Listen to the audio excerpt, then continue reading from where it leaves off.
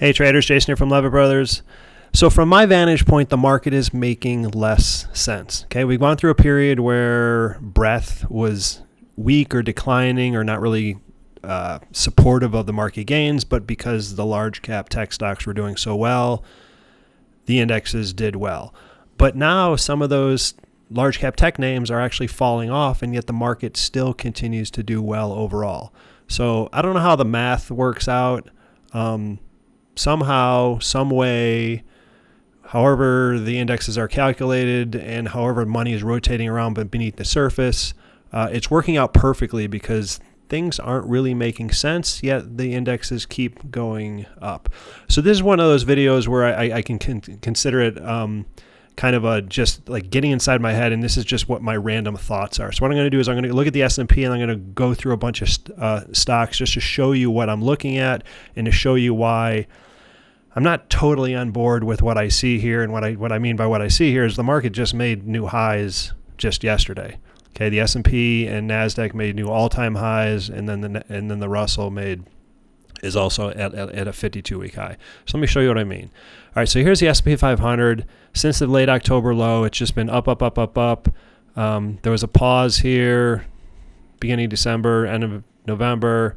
There was a flat period here around beginning of the year, and it's just been up, up, up. 21-day moving average, which is the orange line, has been supporting the price. You would think with this kind of steady uptrend that breadth would be good. It hasn't been, and you'd think that we'd have like really good obvious leadership, which we have some, but a lot of stocks have fallen off. So I want to go through and show you what I see. So for example, here's Apple. Okay, it clearly broke down over here. It's been basically free fall in the last couple of days. It is near a 4 or 5 month low. Here is Google. It seems to be following in Apple's footsteps.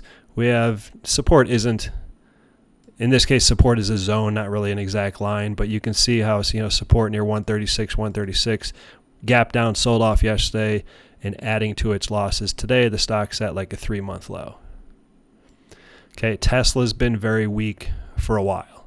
Okay, broke down there, broke down there, and then yesterday it gapped down and sold off and broke down there. It's been weak for a while. Okay, next up, United Healthcare. Okay, you can see big rounded top forming, and you could see, big gap down here, another gap down here, selling off, fairly hard the last week and a half. Okay, and this is a $450 billion company. It's not a small company. Let's go. Adobe has sold off hard. You can see, big top here. You can see big move down there, and then today is slicing through another support level. This one looks like, I can connect these lows here and say this is actually just even a bigger top forming that, if we really get nasty here, we could break down. There's a gap over here that may fill. Nike, $150 billion company, obviously well off its highs just today, printing 1, 2, 3, 4, like 4 or 5 month low. Booking broke out, but then the next day you can see big gap down over here, and it's been just sliding down ever since, and this is a 2-month low.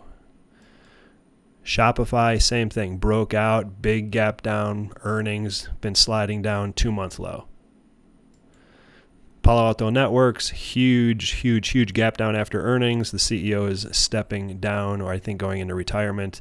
Point being, great company, high quality company at its high, doing fantastically well, and then it just gets slaughtered. So the one thing I'm wondering is, like, how in the world are the indexes, the S&P, the Nasdaq, steadily climbing when you have all this damage beneath the surface among big companies? Okay, if you have a lot of small caps that are doing this, it doesn't matter, because like Apple is probably bigger than the entire Russell 2000 combined. So as long as some of the big caps are doing well, it doesn't matter if the small caps are falling off. But here we have, Palo Alto Networks is a $94 billion company. When it was up here, it was probably like 125, 130. I don't know what it topped out as, but we're talking about $100 billion companies that are getting hit hard. So how are the indexes holding their gains? Here's Mercado Libre, big gap down here, has been down many days over the last 2 weeks and is now at a 2-month low. Crowdsource, another super high quality company, great stuff. Everything about the company is doing really well. Big gap down after earnings, another gap down today, selling off like 7%.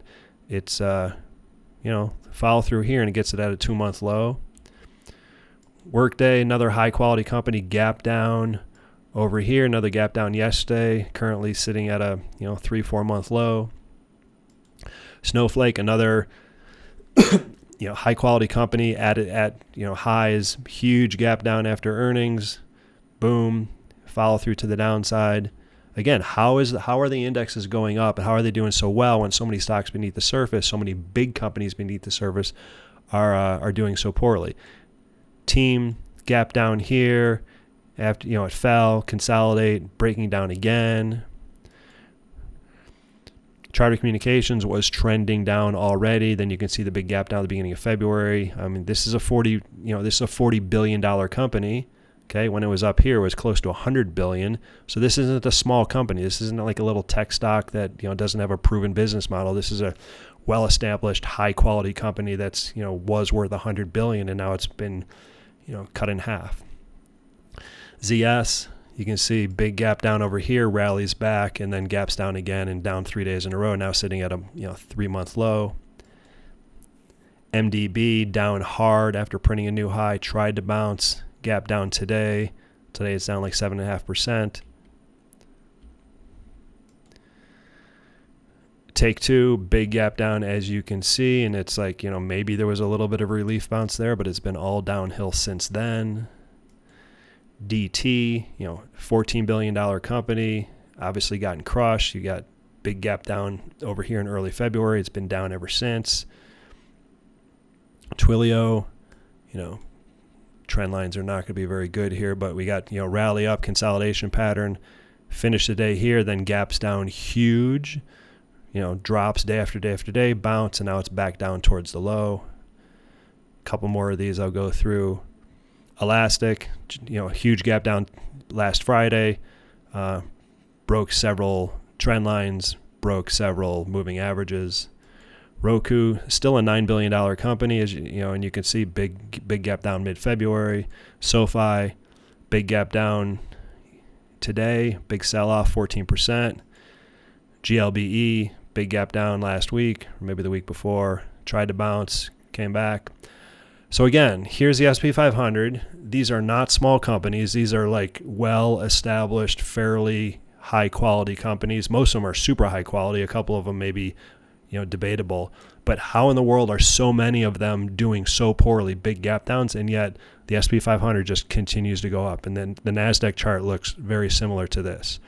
So I'm just kind of wondering, this is just like getting inside my head. I'm just kind of like thinking out loud, how are the indexes continuing to do this when there's so much damage beneath the surface?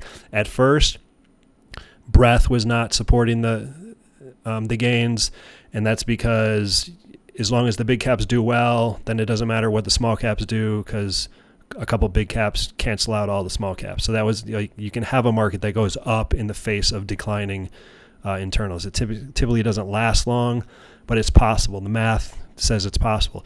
But now we have a lot of the large caps, Google, Tesla, Apple, United Healthcare, Adobe. These are like $100 billion, $1 trillion companies, and they're falling hard, and yet the S&P is unaffected. I guess my point with all this is be a little careful out there. Okay, I don't know what comes next, but the market feels a little fragile here. Probably not a time to take or to place big bets. All right, we'll see you next time.